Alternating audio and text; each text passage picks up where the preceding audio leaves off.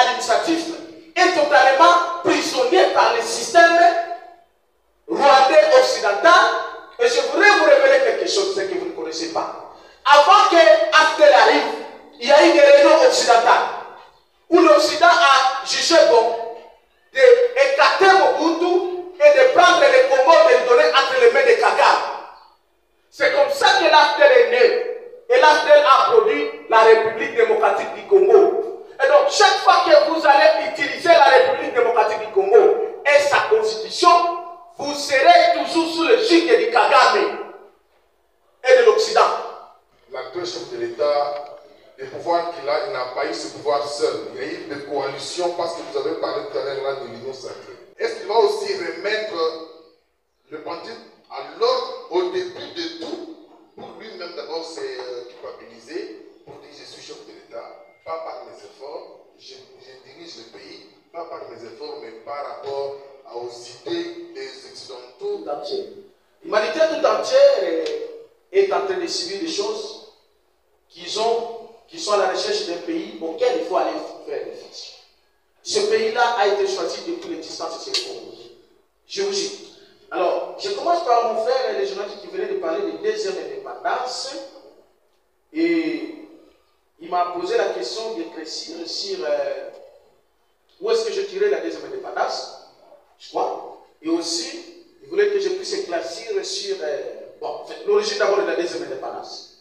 Il faudrait que Dieu existe au Congo et Dieu parle au Congolais. C'est comme ça que beaucoup ont ignoré que tout ce que nous vivons ont été prophétisés par Simon Kimba. Et quand vous y entrez dans les profondeurs, je comprends, beaucoup de choses ne peuvent pas interpréter les prophéties et d'autres ont mal interprété pour s'approprier. Là-dedans, il y a la deuxième indépendance. Et la deuxième indépendance a été promise en disant que c'est dans cette deuxième indépendance-là que nous aurons la prophétie de ceci. Ça sera l'indépendance matérielle et spirituelle et matérielle. Et quand vous regardez aujourd'hui, les Congolais cherchent le matériel, mais qui n'ont jamais obtenu. Mais tout faut trouver ce que nous cherchons. Il faut consulter. La fidélité de Dieu consiste à ce qu'il faut consulter les prophéties de Simon Kimbangu. Et dans ces prophéties, l'interprétation véritable aujourd'hui vous revient en disant ceci. Nous sommes à la deuxième colonisation que Kimbangu avait prophétisé en gardant ciel. Qu'est-ce que signifie la deuxième colonisation? S'explique comment? Je l'ai dit tantôt, quand vous regardez depuis l'entrée de l'AFDEL, le 17 mai 1996, le Congo a commencé à subir les humiliations qui dépassent même les humiliations que nous avons reçues à la première indépendance. Tout nous avons reçu. Nous avons été dirigés par un chef d'état-major rwandais, ici. Il a dirigé notre armée. Aujourd'hui, nous subissons des humiliations. La classe politique congolaise que nous avons, voilà pourquoi les politologues ont dit, faudrait-il aussi changer la classe politique. La majorité de notre classe politique va au Rwanda pour aller se retrouver, pour avoir le pouvoir au Congo. Je peux vous révéler quelque chose. J'ai travaillé à l'administration. Moi, j'ai obtenu même le numéro matricule en passant par les Rwandais. Et donc, notre système politique administratif est totalement prisonnier par le système rwandais occidental. Et je voudrais vous révéler quelque chose que vous ne connaissez pas. Avant que Aftel arrive, il y a eu des réunions occidentales où l'Occident a jugé bon d'écarter Mobutu et de prendre le Congo et de le donner entre les mains de Kagame. C'est comme ça que l'Aftel est né. Et l'Aftel a produit la République démocratique du Congo. Et donc, chaque fois que vous allez utiliser la République démocratique du Congo et sa constitution, vous serez toujours sous le gigue du Kagame et de l'Occident. Parce que c'est les républiques. Et je voudrais poser une question en passant. Vous tous qui me suivez. Vous pouvez me citer combien de pays dans le monde, ce que vous appelez le monde, qui s'appelle République démocratique? La démocratie vient d'où? La démocratie, c'est l'origine satanique. Avec l'esprit de Léviathan qu'a révélé le grand prophète Emmanuel Dodge. C'est comme ça que la démocratie est l'œuvre satanique. On nous a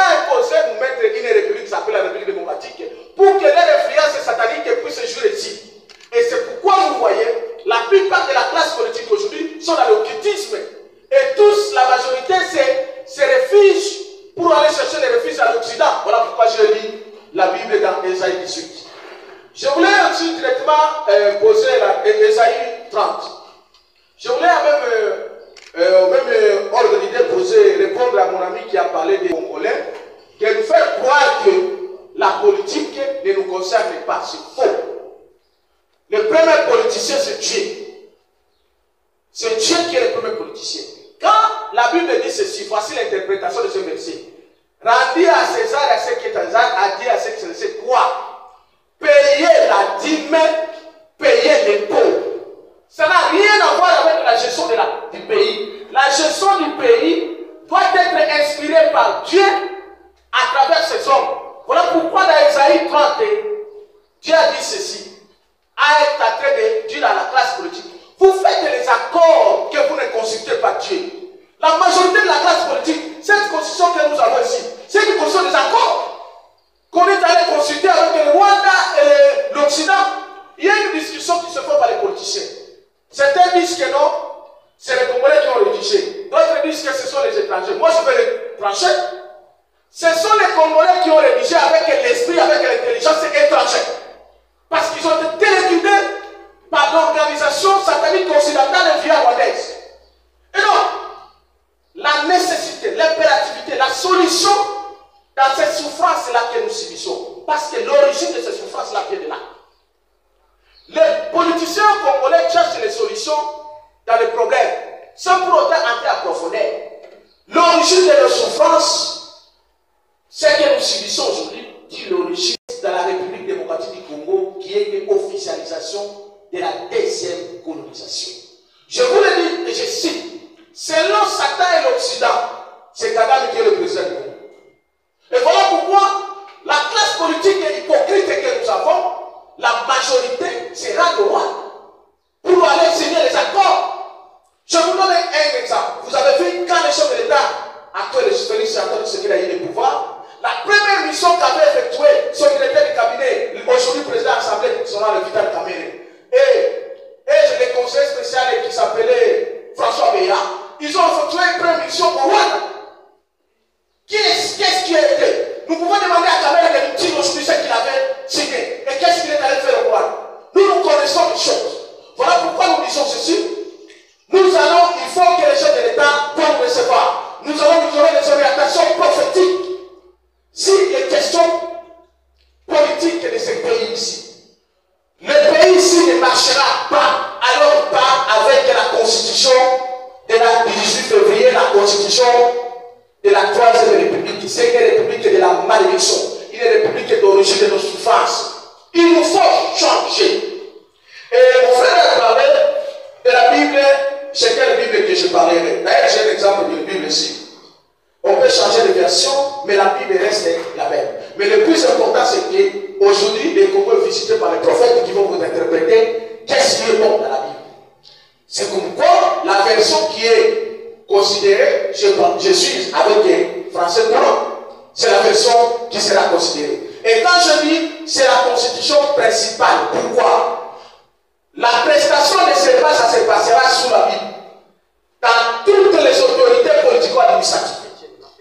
Et alors, pourquoi Etienne Tshisekedi avait prêté serment à la Bible? C'était une prophétie pour dire que la solution de notre pays, ça ne peut pas aller dans notre constitution. Et vous avez parlé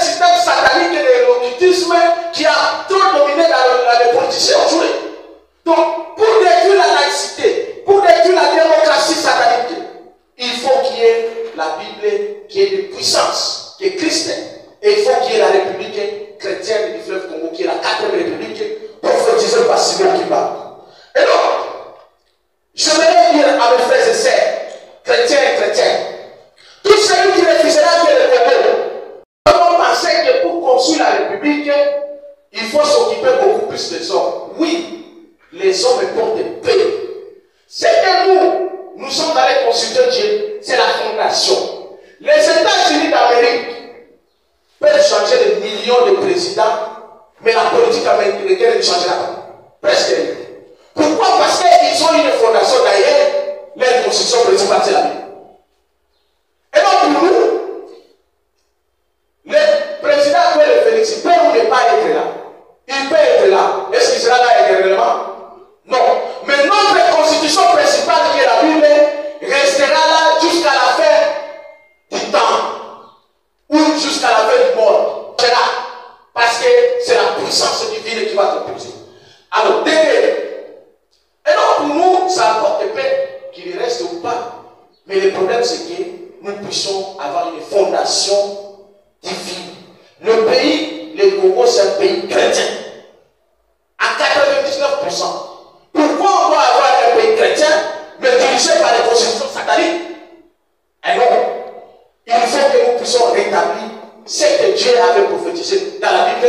Quelqu'un a demandé référence, je dis Ésaïe 18, et aussi dans les prophéties de Simon qui parle. Je crois que si je n'ai pas oublié une autre question, peut-être quelqu'un a posé sur le mouvement. Ok, je peux répondre aussi en attendant que les amis puissent me compléter. Pour la petite histoire, on a commencé d'abord un mouvement qui s'appelait Debout Congolais Génération Consciente. En 2015, on a fait la sortie officielle à la paroisse Notre-Dame d'Afrique de l'Est. Et plus tard, quand nous fûmes été arrêtés à l'ambassade du Rwanda, le Seigneur nous a révélé que c'est là qu'on a découvert que c'est quelqu'un qui nous dirigeait. Parce que nous étions parmi les premiers à avoir fait des manifestations pour réclamer que Vincent Karega puisse quitter. La place politique congolaise ne nous a pas écouté à ce temps-là, on nous a arrêtés. Mais plus tard, ils ont donné raison, la guerre est venue à travers Vincent Karega et le Rwanda. Alors, il fallait que les Congolais changent des mouvements citoyens qu'on avait au mouvement de libération. Parce qu'il nous faut la deuxième indépendance. Il nous faut la deuxième indépendance. Sans la deuxième indépendance, nous ne pouvons le faire. Et la deuxième indépendance passe par la constitution principale qui est la Bible, par la 4e République qui sera dénommée la République chrétienne du fleuve Congo. Merci, Jésus. 1967, celle de la deuxième République, qui a connu 17 fois amendement. L'objectif principal, c'était quoi? C'était juste pour servir une poignée, mais ce n'était pas au bénéfice de toute la population. Je ne pense pas. C'est pourquoi vous avez bien constaté. C'est parce que ce qu'on constate, c'est ce qu'on voit et ce qu'on touche. Et cette constitution de la deuxième République a connu 17 fois son amendement, jusqu'à ce qu'un parti politique devienne une institution de la République. Où avons-nous vu, mon frère? Vous et moi étions sur les différents tableaux noirs. Où avons-nous vu? Ça, c'est mettre ce que vous avez pris à l'école. C'est mettre en cause ce que vous avez appris. Vous et moi étions devant plusieurs tableaux noirs. Où a-t-on vu un parti politique qui devient une institution? Où a-t-on vu? Mais les Congo, on ne comprend pas. On dort, on se réveille un matin. Quand on est au pouvoir, l'objectif c'est pour servir le peuple. Quand on fait la politique, vous êtes un esclave du peuple. Il faut que le peuple se retrouve. Mais actuellement, les concepts politiques ont totalement perdu son vrai sens. Faire la politique, et on commence déjà à avoir des préoccupations. On devient menteur. Non, vous êtes esclave du peuple. On est esclave du peuple. L'objectif des changements dans l'amendement de cette constitution, c'était pour servir une poignée. Même si vous dites que non, nos parents et ainsi de suite. Là, nous souffrons de la nostalgie.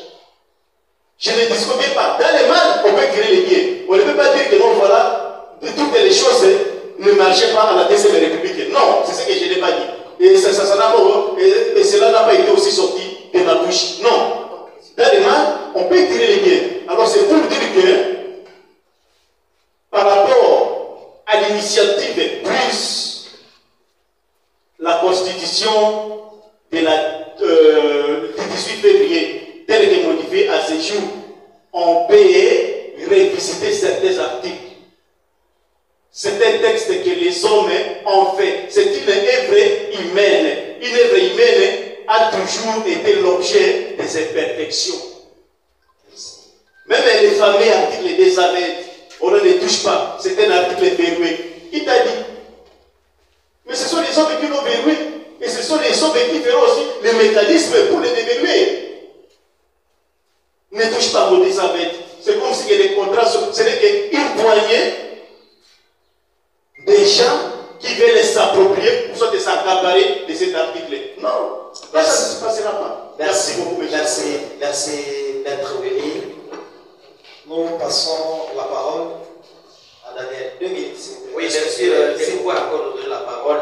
Je réponds à la question posée par notre journaliste Marie-Christophe de Face Télévision qui dit est-ce que la Constitution bloque le développement de la République démocratique du Congo, car la population congolaise a besoin de l'eau, a besoin de l'électricité, à manger et que sais-je encore. Mais bien aimé, c'est sûr et certain que si nous révisons cette Constitution, on aura le développement. Pourquoi pas? La Constitution du 18 février 2006 a beaucoup de lacunes, comme je vous avais dit dorénavant, il a donné la permission aux institutions budgétivores. Par exemple, le Sénat. Le Sénat, c'est une institution budgétivore. Ça ne fait rien. Prenons l'ensemble. Qu'est-ce qui empêche que nous avons 145 territoires et qu'on ait 145 députés? Et qu'on laisse les 500 députés là, ils font quoi? Ils font quoi? Et la somme là, l'argent donné par ces députés là, donné par le sénateur, qui ne font rien, ça va donner à la nourriture, ça va donner au l'eau, ça va donner à beaucoup de choses pour répondre aux besoins de la population. Pourquoi pas aussi les assemblées provinciaux, les assemblées provinciales de dire, ça fait quoi aussi? Ce sont des institutions toujours budgétivores. Et d'ailleurs, eux bloquent toujours le développement des provinces. Parce qu'ils font des émotions pour bloquer le développement de nos provinces. Donc, si nous faisons de révision constitutionnelle, notre pays ira toujours de l'avant, j'ai dit. Oui, merci. En fait, Benjamin, vous avez 1 minute pour clôturer notre débat. Avant que je fasse un mot de clôture, j'aimerais répondre à une question que j'estime que je n'ai pas répondu. Quelqu'un m'a posé la question sur comment le Rwanda peut devenir la 1e province, la 27e province du Congo. J'aimerais dire ceci. La vision de Dieu, c'est d'installer la paix au Congo, en Afrique et à l'humanité. Et je voudrais vous rappeler ceci. La guerre que nous subissons aujourd'hui a commencé au Rwanda, avec la mort d'Abiyarimana, qui était un Hutu Bantou, comme nous, qui a refusé de faire entrer la guerre. C'est ainsi que l'Occident l'a tué pour remplacer un Ilotique, un terroriste, un génocidaire Kaga. Et donc, quand vous regardez le Rwanda, la deuxième chose c'est quoi? C'est que vous appelez le 17 mai, soi-disant le jour de la libération, ça n'était pas un jour de la libération, c'était le jour de la confirmation de la deuxième colonisation du Congo. Mais il y a aussi un peuple, nos frères et sœurs rwandais, ils sont dans une colonisation que peut-être vous ignorez. Donc les Congos ou les Congolais que nous sommes, nous avons le devoir d'aller libérer nos frères et sœurs rwandais. C'est comme ça qu'il y a un président qui avait dit, j'ai cité Laurent Désiré Kabila, la guerre rentrera là où elle a commencé. Et donc il nous faut faire une guerre pour libérer nos frères et sœurs rwandais qui sont dans l'esclavagisme de Kagame et Satan. Et pour cela, pour imposer la paix en Afrique et au Congo, l'Occident s'est trompé de croire que c'est eux qui ont décidé sur le Congo, à la répartition du Congo du Berlin. C'est faux. Le Congo a existé avant le Berlin, la conférence de Berlin. Et voilà pourquoi il est bref, le Congo existe dans la Bible. Vous lisez Ésaïe 18. Le pays Congo a déjà existé. Et donc les 53 pays qui ont été décidés à la conférence de Berlin n'étaient que l'accomplissement d'une prophétie divine. Parce que maintenant l'Occident a voulu se prendre comme un Dieu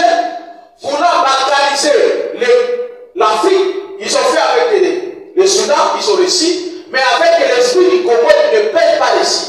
Les rencontrer, ça se fera. Au lieu de marginaliser le Congo, c'est le Rwanda qui sera annexé au Congo chez nous. Voilà ce qui va se passer. Et nous disons